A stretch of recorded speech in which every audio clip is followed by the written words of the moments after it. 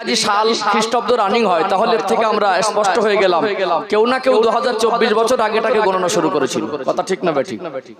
ঠিক যদি 1431 সাল হয় বাংলার ক্যালেন্ডার অনুযায়ী, তাহলে আমাদের কাছে স্পষ্ট কেউ না কেউ কম বেশি 1431 বছর আগেটাকে গণনা শুরু করেছিল। তাই আজকে আমরা 1431 সাল হিসাব করে পাচ্ছি। যদি এর পূর্বে থেকে গণনা হতো তাহলে সালের সংখ্যা হিসাবে কিন্তু বাড়তো।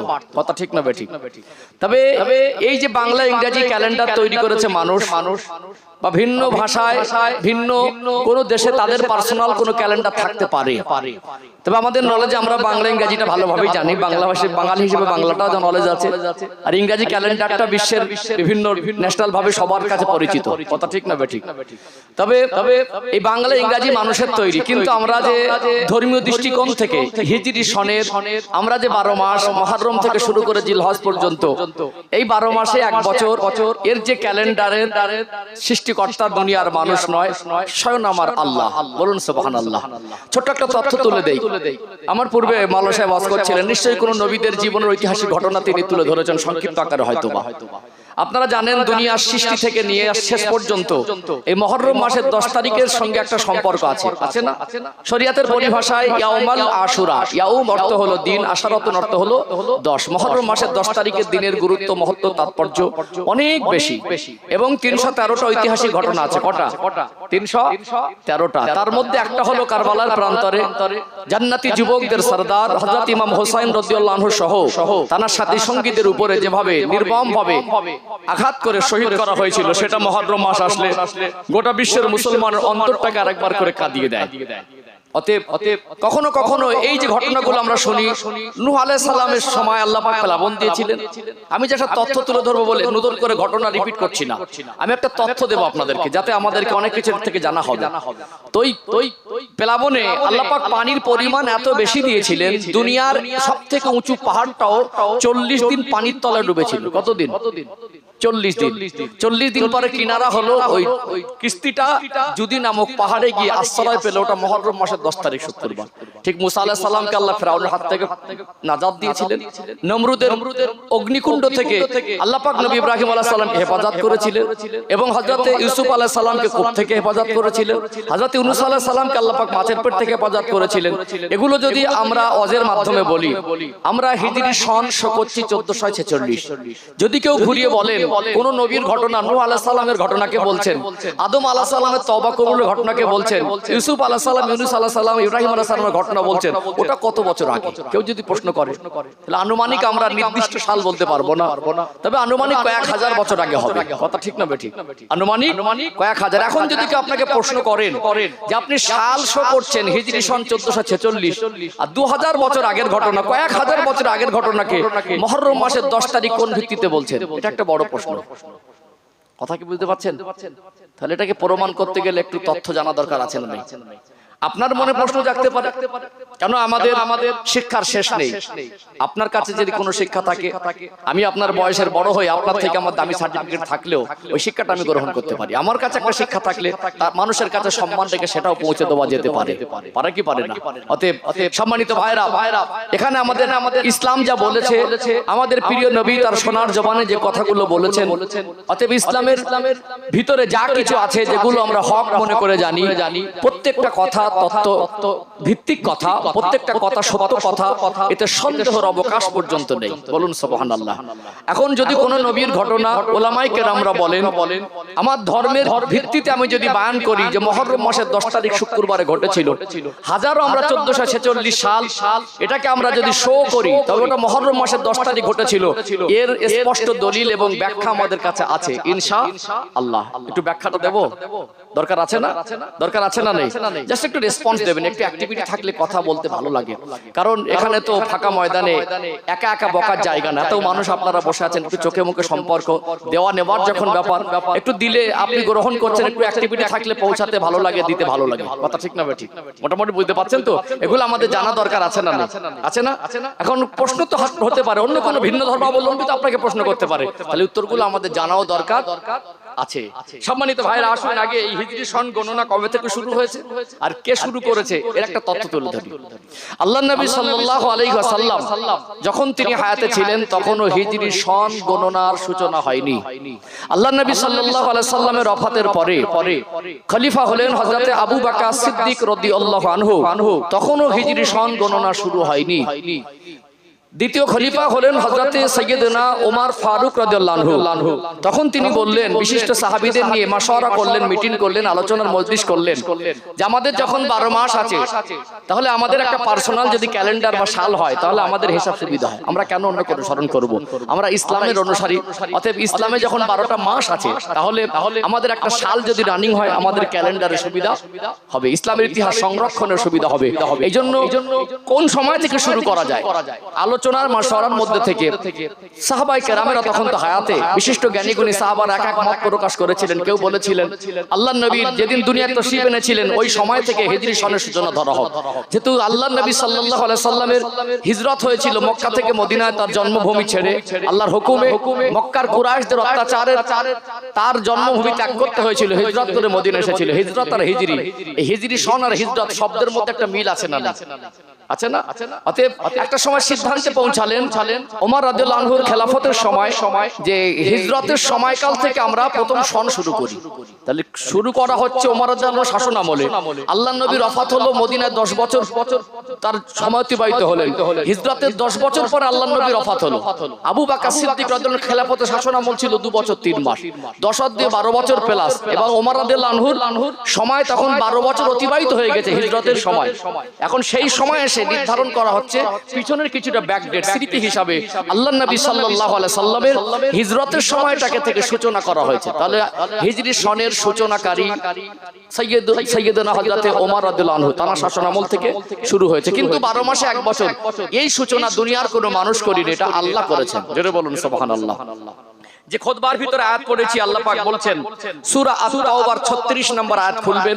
আল্লাহ পাক বলছেন ইন্না ইদ্দাতাশ শুহুরি ইনদাল্লাহি 12 শাহরান ফি কিতাবিল্লাহ ইয়াওমা খালাকাস সামাওয়াতি ওয়াল আরদ।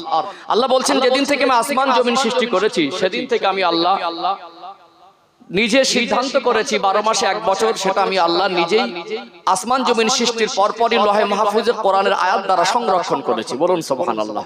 তাহলে দুনিয়া আসমান জমিন সৃষ্টির সূচনায় আল্লাহ পাক যেদিন থেকে চাঁদকে সৃষ্টি করেছেন, চাঁদ আল্লাহর হুকুমে উদয় হয়েছে, অস্ত গেছে, সেদিন থেকে আল্লাহর বিধানে 12 মাসে 1 বছর আর তারিখ অটোমেটিক চালু হয়ে গেছে। বলুন সুবহানাল্লাহ। এইজন্য ইংরেজি বা বাংলা মাসগুলো কখনো 28-এ হয়, কখনো 29, 30, 31, 32-এ হয়, কিন্তু আরবি মাসের তারিখের সম্পর্ক দুনিয়ার মানুষের তৈরি ওটা চাঁদের সঙ্গে। দেখবেন চাঁদ উদয় হয়, তারিখ পরিবর্তন হয়। বাংলা এবং ইংরেজি ক্যালেন্ডারের তারিখ পরিবর্তন হয় রাত 12টার পরে।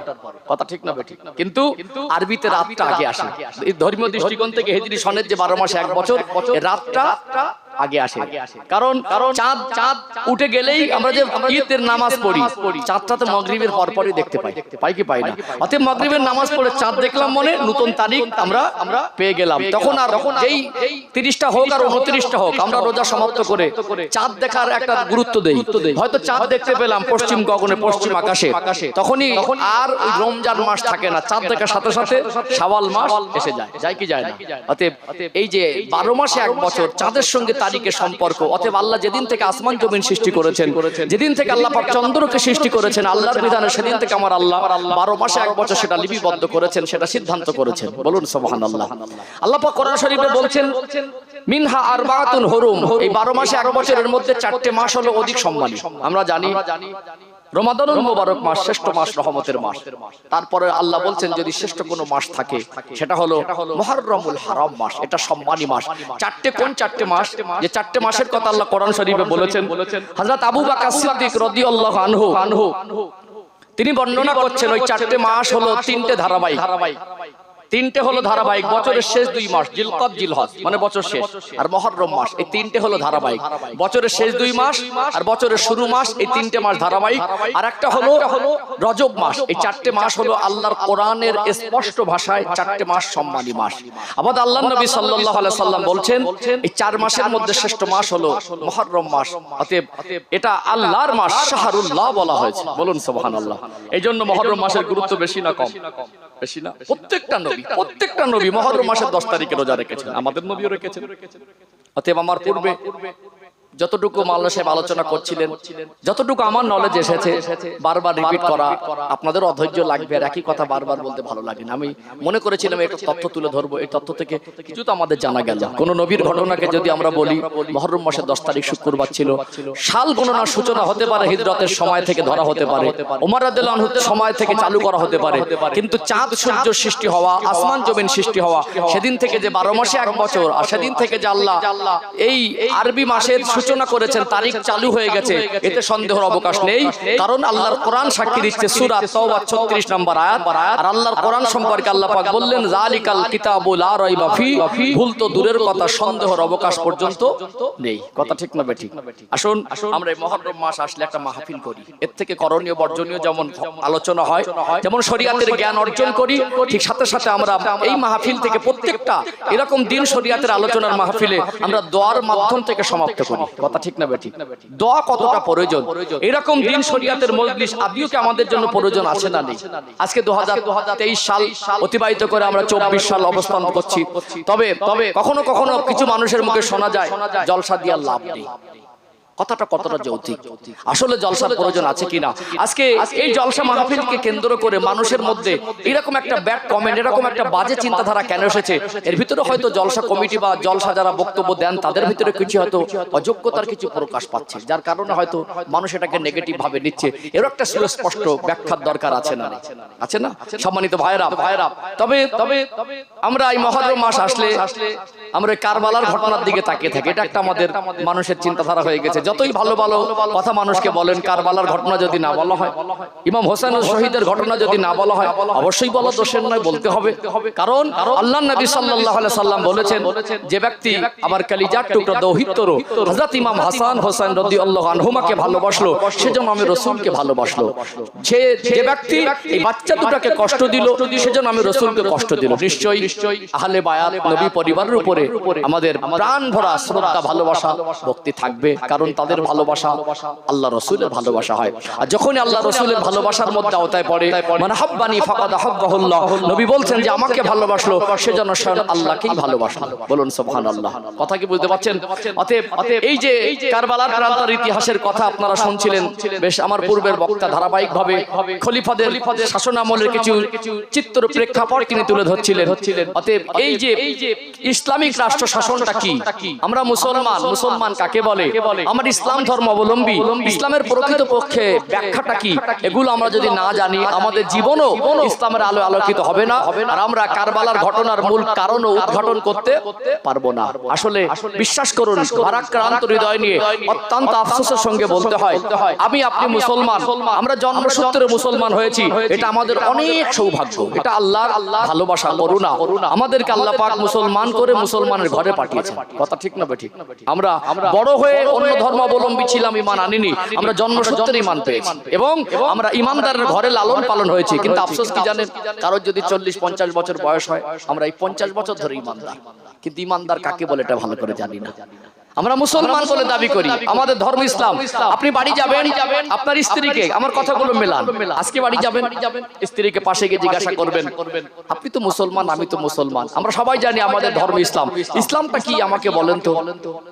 আপনার স্ত্রী 2 মিনিট গুছিয়ে ইসলাম কি বলতে পারবে না, 2 মিনিটও ব্যাখ্যা দেওয়ার ক্ষমতা নেই। আপনি আপনার ছেলেটাকে ডাকবেন, কোচি তোকে আমি এতদিন ধরে মাথার ঘাম পায়ে ফেলা পয়সা খরচা করে তোর জন্য আমি লোকের কাছে কাজকর্ম করে দিন রাত সমান করে অক্লান্ত পরিশ্রম করে তুই যখন যেটা দাবি করেছি, জেদ করেছি, তোর প্রয়োজন মিটিয়েছি, তুই একটা জামা কাপড়ের দাবি করেছিস, আমি পরিশ্রম করে বাড়ি ফিরেছি, গেঞ্জিটা নিংড়ালে ঘাম বের হবে, ওই গেঞ্জিটা নিংড়ালে তখন ঘাম বের হবে, ওই অবস্থায় পকেটে আমার রোজগার করা 400 টাকা ছিল, ওই অবস্থায় কষ্ট করে বাড়ি ফেরার সাথে সাথে বলেছিলাম আব্বাজান আমার একটা জামা কাপড় লাগবে, আমি টাকাটা দিয়েছিলাম তোকে জামা কাপড় কিনতে, এরকম করে তোকে লালন পালন করেছি, তুই তো ইসলাম ধর্ম বলবি, তুই তো আমার ছেলে, বলছি ইসলামটা কি আমাকে বলতো। কি মনে হয় আপনার ছেলে গুছিয়ে বলতে পারবে? আমার ছেলে, আপনি সন্তান, আপনার আব্বার বয়স 45-50 বছর, আব্বাজানের পাশে গিয়ে বসবেন, শ্রদ্ধার সঙ্গে বলেন আব্বাজান আপনি তো আমাকে মানুষ করেছেন, নামতা জানতাম না নামতা শিখিয়েছেন, অঙ্ক বুঝতাম না প্রাইভেটের মাস্টার ধরে অঙ্ক শিখিয়েছেন, ইংরেজি বুঝতাম না ইংরেজি শিখিয়েছেন, মোবাইলের দাবি করেছি মোবাইল দিয়েছেন, অসুস্থ ছিলাম জমি বন্ধক দিয়ে বিক্রি করে আমাকে চিকিৎসা করেছেন, পয়সা ছিল না ভিক্ষা করে আমাকে চিকিৎসা করেছেন, আপনি আমাকে 30 বছর ধরে লালন পালন করলেন, আপনি আমাকে 20 বছর 22-25 বছর ধরে লালন পালন করলেন, ইসলামটা কি এখনো বুঝি না, আপনি আমাকে কেন শেখাননি? ইসলামটা কি বোঝেই না? তাহলে আমি ইসলামটাকে যদি না বুঝি, ইমানদার কাকে বলে যদি না বুঝি, মুসলমানটাকে এটা যদি না বুঝি, ইসলামিক রাষ্ট্র শাসনকে এটা যদি না বুঝি, আমার আপনার জীবন ইসলামের আলোয় আলোকিত করা কি সহজ হতে পারে? সহজ হতে পারে না। ইসলামিক রাষ্ট্র শাসনটা কি, মুসলমান কাকে বলে, ইসলামটা কি, এগুলো একটু সংক্ষেপে ব্যাখ্যা দেবো ইনশাআল্লাহ। এবং দোয়ার প্রয়োজন আছে কিনা, আমরা মাহফিল করি কেন, করছেন করবেন কেন, করা দরকার আছে না নেই, যদি মনে হয় যে করা দরকার নেই, আমার কথা যদি দলিল ভিত্তিক না হয়, অযৌক্তিক হয়, আমার কথাটা এড়িয়ে যাবেন, দরকার নেই। আর আমি যদি কোরআন হাদিসের দৃষ্টিকোণ থেকে উপযুক্ত বয়ান দিতে পারি, যদি ইসলামের ভিত্তি হিসাবে যদি কি তুলে ধরতে পারি, আমরা যদি এরকম কিছু তথ্য ইসলামের ভিত্তিতে কিছু পাই, সেগুলো যদি আমাদের করণীয় হয়, অবশ্যই আমাদের করা দরকার আছে, আছে না নেই? আছে না?